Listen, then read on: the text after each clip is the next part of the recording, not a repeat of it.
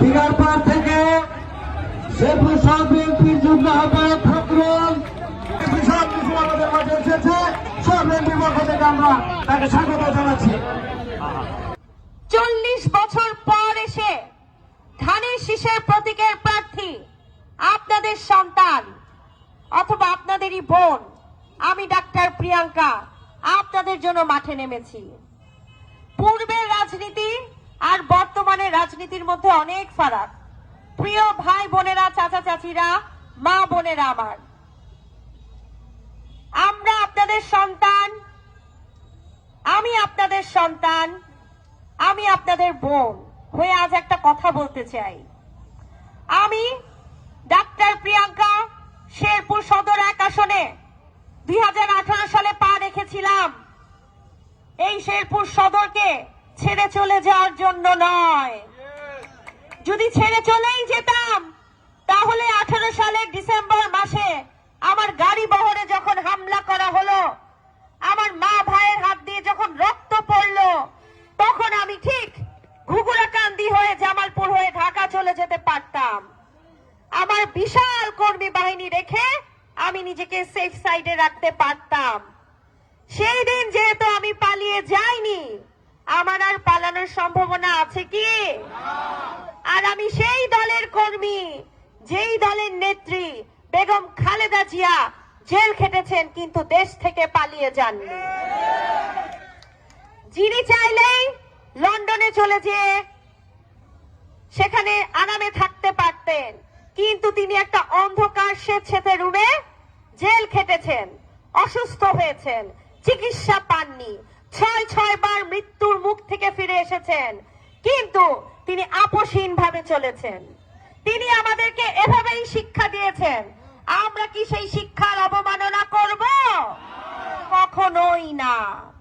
এবং আমি যদি জাতীয় সংসদে যেতে পারি, আমি আপনাদের জন্য এমন এমন কাজ করব যেন আমি প্রিয়াঙ্কার কখনো পালিয়ে যেতে না হয়। এবং ইনশাল্লাহ আমি বিশ্বাস করি পালানোর মতন কোন কাজ শেরপুর সদর 1 আসনে ধানের শীষের প্রতীকের প্রার্থী ডাক্তার প্রিয়াঙ্কা ও তার পরিবার করবে না, না, না। আমরা এসেছি আপনাদের স্বপ্ন বাস্তবায়নের জন্য। এই শেরপুরের মাটি বিএনপির ঘাঁটি। এই ঘাঁটিটাকে প্রমাণ করার জন্য এবারের ভোটটা হবে ধানের শীষে। মা বোনদের ভোট হবে ধানের শীষে, তরুণের ভোট হবে ধানের শীষে, বাবা চাচার ভোট হবে ধানের শীষে, ভাই বোনের ভোট হবে ধানের শীষে, ব্যবসায়ীদের ভোট হবে ধানের শীষে, সকল পেশাজীবীর ভোট হবে ধানের শীষে। এর বাইরে বিকল্প কোনো কিছু নাই। আমাদের এক চাচা বলে গেলেন বিএনপি এক সমুদ্রের দল। আমি তো মনে করি বাংলাদেশে যেমন 3 ভাগ, পুরো পৃথিবীতে 3 ভাগ পানি এবং 1 ভাগ কি মাটি, ঠিক একইভাবে আমরা যদি চিন্তা করি বিএনপির শাখা প্রশাখা এরকম সুদূর বিস্তৃত, এবং বিএনপির কর্মীরা সারা বাংলাদেশে যেভাবে ছড়িয়ে ছিটিয়ে আছে, এরকম ভাবে একটি রাজনৈতিক দল তৈরি হতে কমপক্ষে 10 থেকে 15 বছর লাগবে।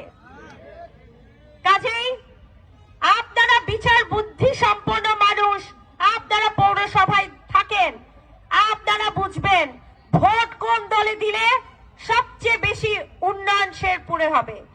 শেরপুর সদর 1 আসনে তারেক রহমানের যদি একজন জনপ্রতিনিধি থাকে, তাহলে আমরা ইনশাল্লাহ শেরপুরের উন্নয়নগুলো সম্ভব করতে পারবো। কারণ তারেক রহমান সাহেব সামনের আগামীর বাংলাদেশের প্রধানমন্ত্রী হতে যাচ্ছেন, এটা তো আপনারা বিশ্বাস করেন। কাজেই চাচারা আমার, চাচিরা আমার, ভাই বোনেরা আমার, মাত্র 5টা বছর আমাকে সময় দিন। 5টা বছরের জন্য আমাকে আপনারা মাঠে ছেড়ে দেন, আমাকে প্রমাণ করার জন্য ব্যবস্থা করে দেন যে আমি ডাক্তার প্রিয়াঙ্কা 2018 সালে মাত্র 21 দিনের নির্বাচনী প্রচার